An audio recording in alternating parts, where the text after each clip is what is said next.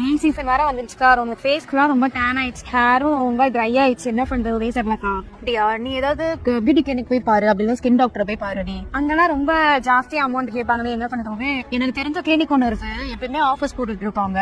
இப்போ உமன்ஸ் டேக்காக என்ன ஆஃபர் போட்டிருக்காங்கன்னு பாக்கலாமா? நீங்க பாருடி, பேசிக்ல இருந்து அட்வான்ஸ் வரைக்கும் எல்லாமே நல்ல ஆஃபர் போட்டிருக்காங்கடி. அப்படியாக்கா? அப்ப போனவங்களுக்கா போனவா போய் பண்ணிக்கலாம். எஸ் சொல்லுங்க. இன்ஸ்டாகிராம்ல ஆஃபர் பார்த்துருக்கோம்.